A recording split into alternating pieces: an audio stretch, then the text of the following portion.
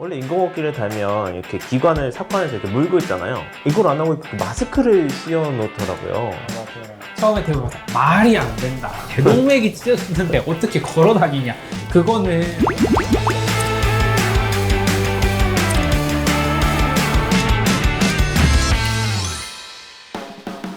발달하면 노이즈학과.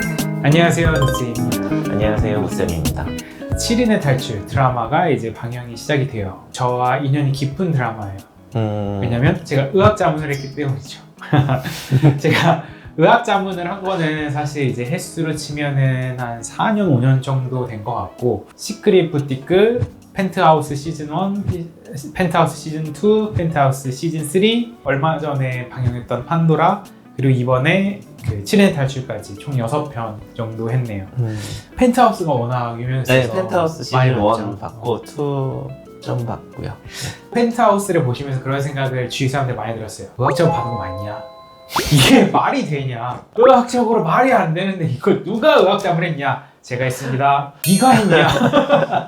사실 처음 시작한 거는 이제 제가 전공일 때 간호사 선생님 중에 한 분이 친구분이 작가셨어요. 혹시 의사 선생님 한 명만 조금 섭외해 줄 수 있냐 해서 제가 마침 그날 휴가였었어요. 그때 이제 자문을 시작했는데 이게 쭉쭉쭉 이어져서 지금까지 오게 됐죠. 어떤 식으로 이루어지는지 되게 궁금하실 것 같아요. 의학 자문은 사실은 크게 보면 이제 두 가지로 좀 나눠질 수 있어요. 하나는 현장 자문. 그 실제 세팅 같은 거 봐주고 의학 도구라든지 이제 배우분들이 하는 거 어떻게 해야 되는지 이거 하나하나 알려드리는 거 하나는 이제 대본 자문. 그 전에 이제 대본을 보내서 이게 흐름상 의학적으로 말이 되는지, 의학 용어 같은 거는 이제 저희가 써드려야 되니까 써가지고 이제 대본 의뢰 이런 게 들어오거든요.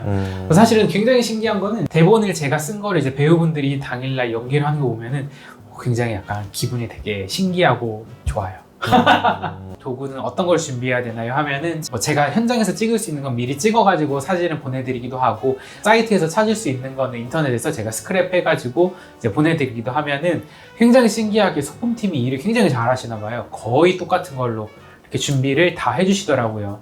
저는 그런 거 보면서 여기가 병원인가 세트장인가 궁금했는데 그걸 빌려오는 거면 실제 병원이 아닌 경우가 많았다는 거겠네요. 병원이면 있을 거 아니에요? 맞아요. 그래서 병원 중에서는 조금 경기권으로 나가게 되면은 큰 대형 병원인데 아직 공사는 다 했는데 오픈하지 않았다거나 아니면 병동이 2개인데 하나병동은 오픈하고 아직 하나병동은 오픈하지 않았다거나 그런 데를 섭외해서 하시기도 하시고요. 그런 현장에서 하는 데는 사실 실제적으로 사용하는 의학 도구들이 있기는 하지만 사실 그거는 병원 자산이기 때문에 촬영에 함부로 사용은 할 수 없어요. 거기서 사용되는 의학 도구라든지 이제 뭐 장갑 같은 소품이라든지 가운 이런 거는 다 소품팀에서 새롭게 준비를 해줍니다. 제가 깜짝 놀랐던 건 경기도 곳곳에 되게 세트장이 되게 많이 있어요. 응급실 세트장이 되어 있는 곳이 있고 병동 전문으로 병동 세트가 되어 있는 곳이 있고, 심지어 이제 큰 세트장을 가게 되면 우리가 생각하는 그 나무 판자로 이렇게 세트를 지어서 수술방을 만들기도 하고 그때 상황에 따라 되게 다른 것 같아요. 근데 그 소품팀과 그 장비팀이 정말 대단한 거를 여러 번 느꼈습니다. 이제 펜트하우스 같은 경우는 약간 어두운 그런 배경이 많았었는데 조명팀이 이런 분위기에서는 어떤 조명을 써야 된다 하면 딱딱딱 해가지고 낮이 됐다, 밤이 됐다, 이제 밤에도 지하가 됐다, 지하에서도 막 보랏빛이 돌고 아주 대단합니다. 그래서 되게 펜트하우스 같은 경우에는 다이나믹한 장면이 되게 많았거든요. 사고 난 경우도 굉장히 많았고, 거기에서는 이제 엄기주 배우님은 뭐 대동맥 파열도 있었고 막 사실 의학적으로 말이 안 되는 경우가 되게 많아요. 예를 들어 대동맥이 찢어졌는데 탈출을 한다 이런 설정이 있거든요. 처음에 대보자 말이 안 된다. 대동맥이 찢어졌는데 어떻게 걸어 다니냐 이런 식으로 말은 했으나 드라마의 흐름상 허용되는 부분이 조금 있기는 해야 되고, 거기서 이제 의학 자문이 들어가는 거는 병원에 막 들어왔을 때 병원 안에서 그 의사들이 어떻게 외치고 어떻게 검사를 하고 어떻게 오더를 내리는지 이런 디테일한 소품이나 장비, 환경 이런 거에 조금 더 신경을 쓰고, 그 스토리 자체에는 사실 큰 그림이 있기 때문에 거기까지는 저희가 많은 도움을 드리지는 못합니다. 저는 의식이 없고 혼수 상태셔서 이제 인공호흡기를 달고 있는데 원래 인공호흡기를 달면 이렇게 기관을 삽관해서 이렇게 물고 있잖아요. 이걸 안 하고 그 마스크를 씌워 놓더라고요. 맞아요. 그걸 보면서 근데 저렇게 마스크로 저렇게 되어 있으면은 원하는 만큼의 공기의 용적이 들어갔다가 나왔다가가 안 될 건데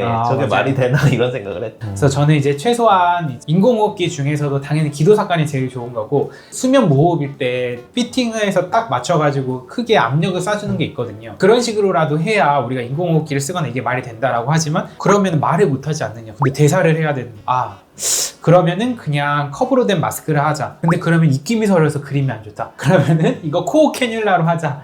이렇게 이제 계속 협상을 하게 되어서 조금 의학적으로 말이 안 되는 걸로 넘어가기도 합니다. 그래서 사실 어떤 부분에서는 되게 디테일하게 의학적으로 자문이 들어간 경우도 있어요. 예를 들어 뭐 주사 바늘의 크기라든지 이런 것까지 굉장히 디테일하게 하는 것도 있어요.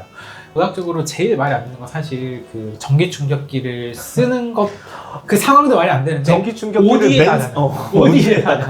어디에다 이게 사실 펜트하우스에서도 그 상황이 있었거든요. 근데 배우님의 옷을 찢는 것도 조금 그림이 좀 그렇고 그래서 그냥 옷 위에 하기로 이거 말이 안 되는 건 다 아시죠? 일단 다 허용하면 처음에는 저도 이제 호기심으로 갔었어요. 배우 누구 볼 수 있죠? 하고 이렇게 갔었는데 한번 가면은 아침에 가서 거의 밤 12시, 1시에 끝나는 경우도 여러 번 있었거든요. 그래서 이제 지금 현장 잡일이라고 하면 몇 시에 시작해서 몇 시에 끝나죠?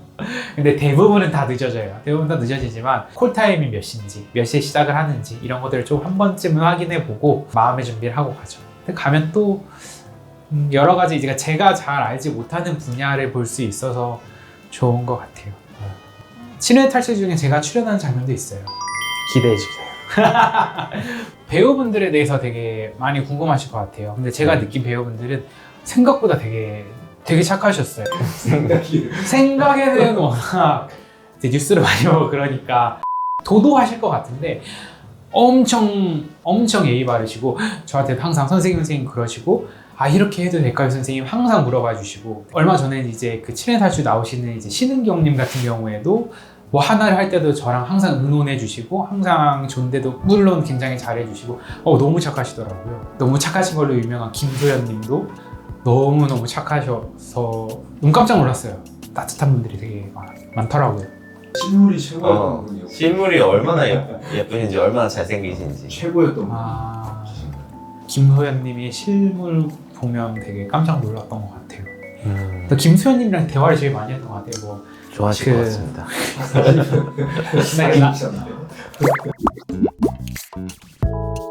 친해 탈출 방영 기념 의학자분에 대해서 한번 이야기를 해왔습니다. 우리 도쌤도 혹시나 나올 수도 있다라고 하니까 많은 관심 부탁드립니다.